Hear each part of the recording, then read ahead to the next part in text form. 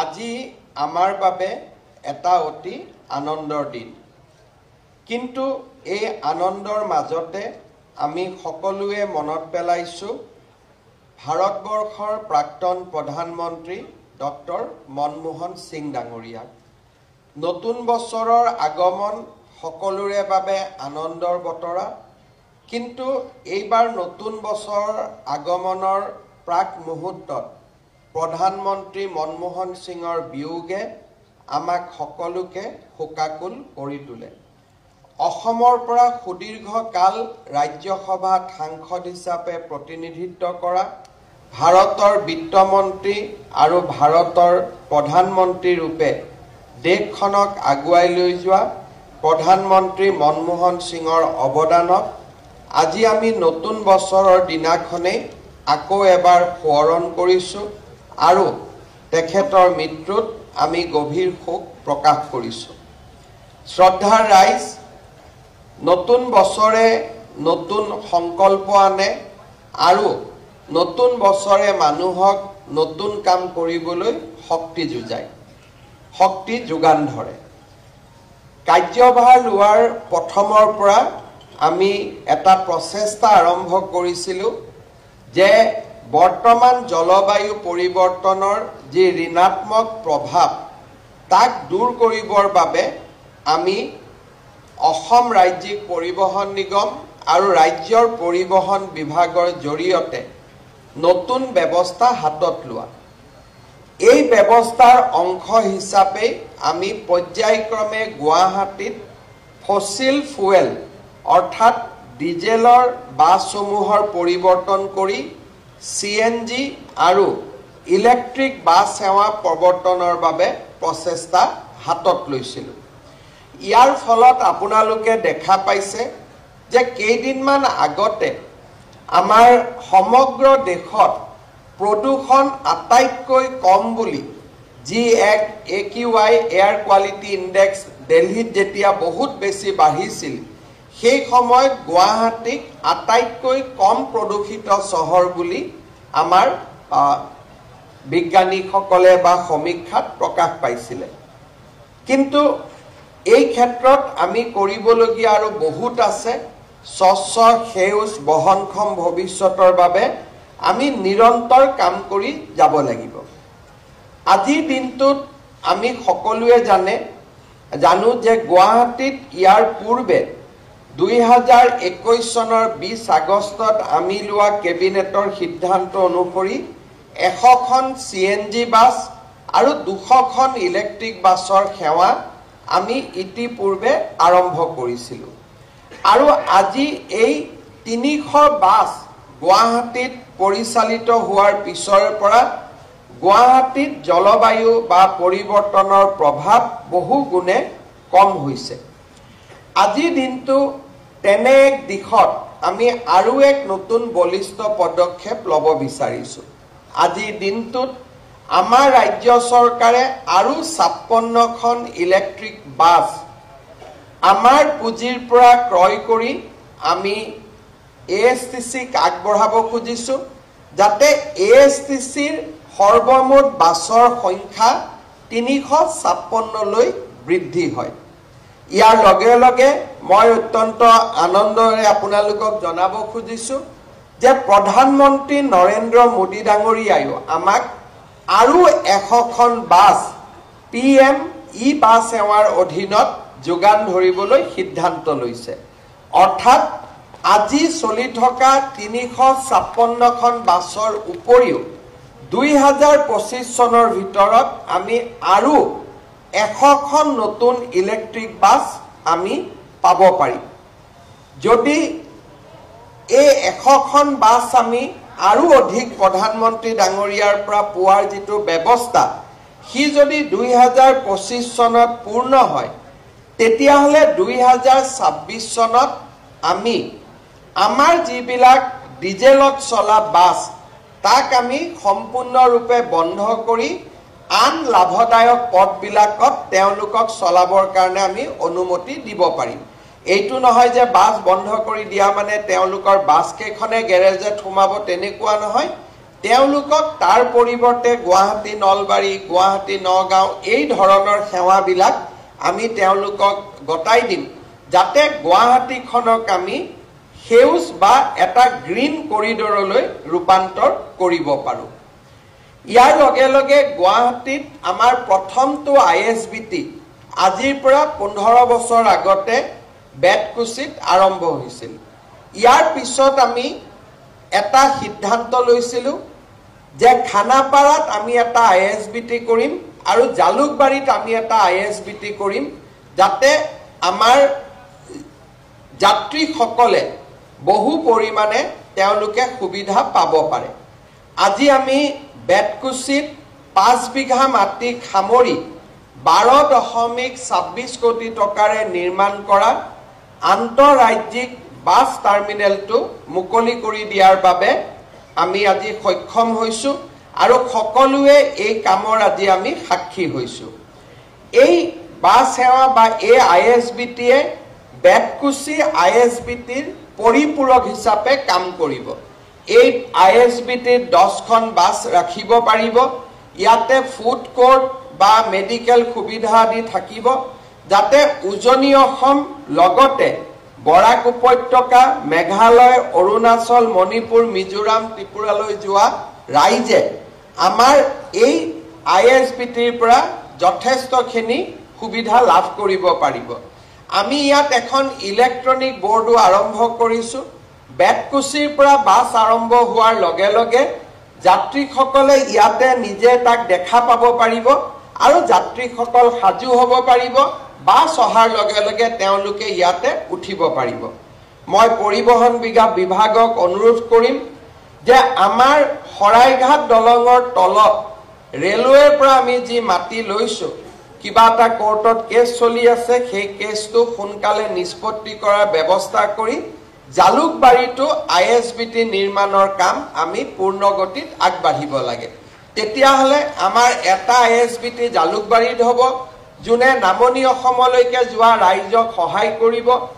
ISBT Betkuchi nerve centre বা কেন্দ্ৰীয় terminal হ'ব আৰু বেতকুছিয়ে আমাৰ পৰিপূৰক হিচাপে খানাপাৰাৰ টাৰ্মিনেলে আমাৰ উজনি অসমলৈ যোৱা ৰাইজক সহায় কৰিব আপোনালোক সকলোৱে জানে যে যোৱা 4টা বছৰত আমাৰ পৰিবহণ বিভাগত বহুবিলাক গুৰুত্বপূৰ্ণ কাম আমি কৰিবলৈ সক্ষম হৈছো আটাইতকৈ ডাঙৰ কথা হ'ল যে অটোমেশ্যন অৰ্থাৎ ডিজিটেল পদ্ধতিৰে যাত্ৰীক সেৱা কৰাৰ দিশত বা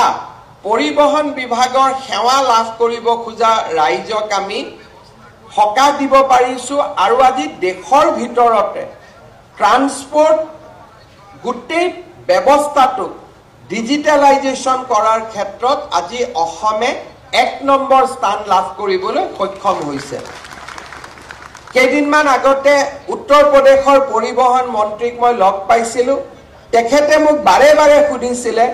যে 56টাকৈ সেৱা আপোনালোকে কন্টেক্টলেছ কেনেকৈ কৰিব পাৰিছে আজি আমাৰ পৰিবহণ বিভাগত আমি এনেকুৱালৈকে কাম কৰিছো যে আমি যদি গুৱাহাটীৰ দ্বিতীয়ত কিবা এটা আবেদন কৰিছো গুৱাহাটীৰ দ্বিতীয়ত কাম বহুত আছে কৰ্মচাৰীয়ে কৰিব পৰা নাই কম্পিউটাৰে তাক ৰেণ্ডমাইজেশ্যন কৰি ডিমা হাছাওলৈকে পঠাই দিব কাৰণ ডিমা হাছাওত কাম কম অৰ্থাৎ আজি আমাৰ গোটেই পৰিবহণ নিগমত যিমানটা কাম আহে 56টা সেৱা 100% ডিজিটাইজেশ্যন এই গোটেইবোৰ কাম অসমৰ গোটেইবোৰ পৰিবহণ কাৰ্যালয়ৰ পৰা ইয়াক সমাধান হয় গুৱাহাটীৰ কাম নগাঁৱে কৰে নগাঁৱৰ কাম ডিমা হাছাওয়ে কৰে কম্পিউটাৰে তাক ৰেণ্ডম বেচিছত কোনোবা এটা দ্বিতীয় অফিচলৈকে পঠাই দিয়ে তাৰ ফলত মধ্যভোগীজনেও গম নাপায় যে মোৰ কাগজখন ক'ত গৈছে ইয়াৰ ফলত মই একেবাৰে নোহোৱা হৈ যাওঁ বুলি নকওঁ কিন্তু আজিৰ পৰা 4 বছৰ আগতে দ্বিতীয় অফিচত যি ধৰণৰ এক ব্যৱস্থা আছিল মধ্যভোগীৰ ডাঙৰ এখন চক্ৰ আছিল আজি সেই চক্ৰ সম্পূৰ্ণৰূপে আমি নোহোৱা কৰিব নোৱাৰিলেও 90% আমি নোহোৱা কৰিব পাৰিছো 10% আমি নোহোৱা কৰিব নোৱাৰাৰ কাৰণটো কি যেতিয়া ফিটনেছ চাৰ্টিফিকেট ল'ব লাগে বা ড্ৰাইভিং লাইসেন্সখন অনলাইনৰ জায়গাত যেতিয়া পূৰ্ণাংগ ড্ৰাইভিং লাইসেন্স লব লাগে তেতিয়া এবাৰ হলেও আমি দ্বিতীয় অফিসত আহিব লাগে এতিয়া আমি তাৰো এটা সমাধান কৰিব খুজিছো যে পাব্লিক প্ৰাইভেট বেসিছত আমি অসমৰ বিভিন্ন জায়গাত ফিটনেস সেন্টাৰ আমি মুকলি কৰাৰ কামত আগবাঢ়িছো প্ৰায় 6টা ফিটনেস সেন্টাৰ পৰিবহন বিভাগে হাতত লৈছে আৰু ফিটনেস সাৰ্টিফিকেট হোৱাৰ পিছত আৰু কি যেতিয়া ব্যক্তিগত খণ্ডলৈও ফিটনেস কেন্দ্ৰবিলাক গুচি যাব তেতিয়া কি এমভিআই বা এনফোৰ্সমেন্টৰ ওপৰত নিৰ্ভৰশীল নহব সেই সেন্টাৰৰ পৰা ফিটনেস সাৰ্টিফিকেট তেওঁলোকে ল'ব পাৰিব আৰু ইতিমধ্যে আমি আন ব্যৱস্থাৰ জৰিয়তেও যাতে যেতিয়ালৈকে ফিটনেস পুৰা আমাৰ কব গলে বিভিন্ন জায়গাত ফিটনেস সেন্টাৰবোৰ গঢ়ি নুঠে তেতিয়ালৈকে আমি অন্তত পৰিবহন নিগমৰ ভিতৰতে তাকো আমি উন্নত কৰাৰ প্ৰচেষ্টা কৰিছো যাতে দুৰ্নীতি কমি যাব পাৰে ইয়াৰ লগতে ড্ৰাইভিং লাইসেন্সৰ ক্ষেত্ৰতো আমি এনকাৰেজ কৰিছো যাতে অসমৰ প্ৰতিটো বিধানসভা সমষ্টিতে এখন মটৰ ভেহিকল ইনষ্টিটিউট গঢ়ি উঠে আৰু মটৰ ভেহিকল ইনষ্টিটিউটৰ প্ৰিন্সিপাল জনকে আমি দ্বিতীয় জনৰ হৈ লাইসেন্স দিয়াৰ অধিকাৰ দিব খুজিছো আৰু নিবনুৱা লোককো কৰ্মসংস্থাপন দিব আৰু 126টা যদি আমি driving licence driving training centre গঢ়ি তুলিব পাৰো লাইসেন্সখনো তাৰ প্ৰিন্সিপাল জনে দিব তেতিয়া আমি লাইসেন্স লবৰ কাৰণেও দ্বিতীয় অফিসত আহিব নালাগে দ্বিতীয়ৰ পাৱাৰটো আমি সেই মটৰ ড্ৰাইভিং ইনষ্টিটিউটখনৰ প্ৰিন্সিপালক দিব খুজিছো যাতে লাইসেন্সটো প্ৰিন্সিপাল জনে দিব পাৰে আৰু মটৰ ড্ৰাইভিং ইনষ্টিটিউটখন ভাল কৰি চলি আছে নে নাই তাক চাবৰ কাৰণে পৰিবহন বিভাগক আমি এটা ৰেগুলেটৰ কৰিব খুজিছো যাতে মাজে মাজে তেওঁলোকে সমীক্ষা কৰিব আৰু কোনোবাই যদি ট্ৰায়েল নোহোৱাকৈ লাইসেন্স দিছে নিশিকোৱাকৈ লাইসেন্স দিছে সেই ইনষ্টিটিউটখনৰ লাইসেন্স তেওঁলোকে কেনসেল কৰিব পাৰিব এই দিশটো আজি আমি আগবাঢ়ি গৈছো যাৰ ফলত পৰিবহন নিগমৰ লগত জড়িত দুৰ্নীতি এক প্ৰকাৰ আমি আশা কৰিছো অহা এবছৰ বা 1.5 বছৰৰ ভিতৰত আমি সম্পূৰ্ণৰূপে নোহোৱা কৰিব পাৰিম আজি যোৱা কেইদিনমান আগতে লোকসভাত ভাৰত চৰকাৰে এটা স্টাৰ কুৱেশ্যনৰ প্ৰশ্নৰ উত্তৰ দিছিলে যে দেশত কোন ৰাজ্যত কিমান ইলেক্ট্ৰিক বাছ চলি আছে অসমক আমি বহুত ক্ষেত্ৰত আমি অসমৰ মানুহে অসমত আমাৰ গৌৰৱ কৰিবৰ কাৰণে আমি বেয়া পাওঁ যে কৰবাত কি জানি অসমৰ কথা কলে চৰকাৰখনে 2টা নম্বৰ পাই যায় সেই কাৰণে ভাল কাম হলেও অসমে ভাল কাম কৰা বুলি কব আমি বেয়া পাওঁ কাৰণ আমি বহুত ক্ষেত্ৰত চিন্তাধাৰা আমাৰ দলীয় চিন্তাৰে সমৃদ্ধি হৈ থাকে কিন্তু আজি আপোনালোকে চাব লোকসভাত ভাৰত চৰকাৰে উত্তৰ দিছে যে ইলেক্ট্ৰিক বাছ থকা ভাৰতৰ ৰাজ্যসমূহৰ ভিতৰত 6 নম্বৰত অসম আছে অৰ্থাৎ আজি গোটেই ভাৰতত যিমান ইলেক্ট্ৰিক বাছ দিল্লী মহাৰাষ্ট্ৰ কৰ্ণাটক গুজৰাট আৰু উত্তৰ প্ৰদেশৰ পিছত অসমৰ নম্বৰ লৈছে যে অসমত আটাইতকৈ বেছি ইলেক্ট্ৰিক বাছ আছে এতিয়া মানুহে ভাবিব নোৱাৰে যে বেংগলতকৈ আমাৰ বেছি ইলেক্ট্ৰিক বাছ আছে উৰিষ্যাতকৈ বেছি বাছ আছে উৰিষ্যা আৰু বেংগলত ভাবিলেও কোনেও ভাবিব নোৱাৰে যে তামিলনাডুতকৈ আমাৰ ইলেক্ট্ৰিক বাছ বেছি আছে তামিলনাডুত ইলেক্ট্ৰিক বাছ আজিৰ দিনত আছে 153খন আৰু অসমত ইলেক্ট্ৰিক বাছ আছে 271খন এতিয়া এই কথাটো আমাৰ পেপাৰে কোনেও নিলিখিব মিডিয়াই কোনেও নিলিখিব কিয় নিলিখিব লিখিলে কি জানি চৰকাৰখনৰ হিমন্ত বিশ্ব শৰ্মাৰ নম্বৰ 2টা বাঢ়ি যায় এটা আমি সদায় সংকল্প ল'ব লাগিব যে ৰাজ্যৰ গৌৰৱ অসমে ভাল কাম কৰিছে এই কথাটো কবৰ কাৰণে যদি আমি কৃপনালি কৰো তেতিয়ালে আমাৰ ৰাজ্যখন আগুৱাই না যাব ব্যক্তিটো আজি আছে কালি নাই আজি কোনোবা মুখ্যমন্ত্ৰী আছে পৰহি তেওঁ নাথাকিব কিন্তু অসমখন সদায় থাকিব আৰু আমি যেতিয়া অসমৰ একোজন ব্ৰেণ্ড এম্বেছাডৰ হম যে অসমীয়া এইটো কৰিছে অসমে এইটো কৰিছে তেতিয়া আমাৰ ৰাজ্যখনত বহু দূৰ আমি আগুৱাই লৈ যাব পাৰিম অলপ আগতে ৰঞ্জিত দাস ডাঙৰীয়াই মোক কৈ আছিল যে যোৱা বছৰ অসমত ৭৫ লাখ টুৰিষ্ট আহিছে এতিয়া এই টুৰিষ্ট বিলাক হিমন্ত বিশ্ব শৰ্মাৰ ঘৰত অহা নাই এই টুৰিষ্ট বিলাক আহি কোট আহিছে আমাৰ নিবনুৱা যুৱক যুৱতীয়ে আৰম্ভ কৰা হোম ষ্টে হোটেল কোনোবা টুৰিষ্ট গাইড হৈছে আপোনালোকে চিন্তা কৰক মই যেতিয়া কৈ থাকো যে বন্ধ দিব নালাগে ধৰ্ণা দিব নালাগে টায়াৰ জ্বলাব নালাগে তেতিয়া মানুহে ভাবে হিমন্ত বিশ্ব শৰ্মাই কিয় কৈ আছে কিন্তু আজি অসমত যোৱা ৩ বছৰত টায়াৰ জ্বলোৱা বন্ধ হোৱাৰ কাৰণে আন্দোলন কৰা বন্ধ হোৱাৰ কাৰণে ৭৫ লাখ আজি পৰ্যটক অসমলৈ আহিব পাৰিছে কিন্তু টায়াৰ নজ্বলালে মোৰ কোনো অসুবিধা নহয় মোৰ ঘৰটো পুলিচে আৱৰিয়ে ৰাখিব টায়াৰটো জ্বলিব খানাপাৰাত মোৰ ঘৰৰ সন্মুখত গৈতো টায়াৰটো নজ্বলাই কিন্তু এই টায়াৰ জ্বলোৱা বাতৰিটোৱে কাক ক্ষতি কৰিব এই টায়াৰ জ্বলোৱা বাতৰিটোৱে আমাৰ ডাঙৰ ডাঙৰ সংবাদ মাধ্যমৰ মালিকক ক্ষতি নকৰে কাক ক্ষতি কৰিব কাজিৰঙাৰ জীপ সাফাৰীজনক কাক ক্ষতি কৰিব মানসত সৰুকৈ নিৰ্মাণ কৰা হোম ষ্টেৰ গৰাকীজনক কাক ক্ষতি কৰিব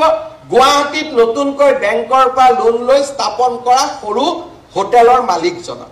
এই যে কথাবিলাক আমি বিজ্ঞানসন্মতভাৱে বুজিব চেষ্টা নকৰো এই কথাবিলাক আমি এইটো কলেতো হিমন্ত নম্বৰটো বাঢ়ি যাব আৰে হিমন্ত বিশ্ব শৰ্মাৰ যত নম্বৰ বাঢ়িব লাগে তাত বাঢ়ি থাকিব তাত কোনেও কমাব নোৱাৰে যদি অসমৰ ৰাইজৰ আশীৰ্বাদ থাকে ওপৰৱালাৰ আশীৰ্বাদ থাকে কোনো মানুহে কাৰো ডেষ্টিনি নিয়ন্ত্ৰণ কৰিব নোৱাৰে আমি যদি ভাবো ইয়াক মই ডুবাই দিম আপুনি নোৱাৰে কাৰণ ডুবাব নডুবাব ওপৰৱালাই নিৰ্ধাৰণ কৰি থৈ দিব অসমৰ মানুহে নিৰ্ধাৰণ কৰিব কাক নামাব লাগে কাক উঠাব লাগে কিন্তু আমি যদি সকলোৱে সিদ্ধান্ত লওঁ যে অহা বছৰটোত অসমখনক আমি ওপৰত লৈ যাম তেতিয়া আমাৰ অসমখন কিমান ধুনীয়া হ'ব পাৰে আমাৰ অসমখন কিমান আগুৱাই যাব পাৰে এই কথাটো আমি চিন্তা কৰিব পাৰো আৰু অসমখন আগুৱালে কাৰ লাভ হ'ব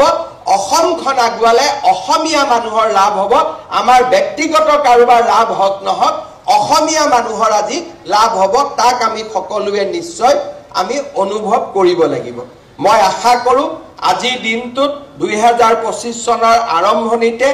আমি তেনে সংকল্প লম যে আমাৰ গোটেই বছৰটোত আমি অসম আৰু অসমীয়াক কেনেকে আগবঢ়াম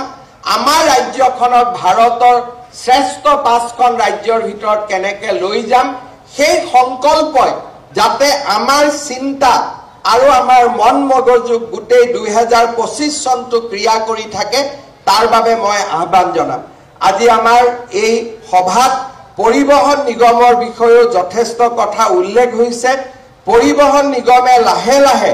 নিজৰ ভৰিত নিজে থিয় হ'বৰ বাবে প্ৰচেষ্টা কৰিছে পৰিবহন নিগমৰ কৰ্মচাৰীসকলে বিশেষকৈ অৱসৰপ্ৰাপ্ত কৰ্মচাৰীসকলে তেওঁলোকৰ বহু অৱসৰকালীন ভাত্তা পাবলৈ বাকি আছে আজি আমি ২৫ কোটি টকা মুকলি কৰি দিছো যাতে অসম ৰাজ্যিক পৰিবহন নিগমৰ কৰ্মচাৰীসকলে কিছু হলেও অৱসৰপ্ৰাপ্ত কৰ্মচাৰীসকলক আমি সকাহ দিব পাৰো লগতে মই এইটো প্ৰতিশ্ৰুতি দিছো যে অহা বছৰ অসম চৰকাৰৰ বাজেটত ৰাজ্যিক পৰিবহন কৰ্মচাৰীৰ অৱসৰকালীন ভাত্তা দিয়াৰ বাবে আৰু ৫০ কোটি টকাৰ আমি বাজেট আবণ্টন কৰি দিম যাতে লাহে লাহে ২টা বা ৩টা বছৰৰ ভিতৰত আমি পৰিবহন নিগমৰ অৱসৰকালীন কৰ্মচাৰীসকলৰ সমস্যাসমূহ দূৰ কৰিব পাৰো পুনৰ এবাৰ পৰিবহন মন্ত্ৰী যোগেন মহান ডাঙৰীয়া এই আঁচনিটো ISBT হাতত লোৱাৰ সময়ত পৰিবহন মন্ত্ৰী চন্দ্ৰমোহন পাটোৱাৰী ডাঙৰীয়াৰ দায়িত্ব আছিল দুইগৰাকী মন্ত্ৰীলৈ মই উষ্ণ অভিনন্দন জনাইছো পৰিবহন নিগমৰ অধ্যক্ষ পল্লৱ লোচন দাস ডাঙৰীয়া আৰু সকলো বিষয়া কৰ্মচাৰীক অভিনন্দন জনাই মই মোৰ বক্তব্যৰ সামৰণি মাৰিছো ধন্যবাদ জয় হিন্দ বন্দে মাতৰম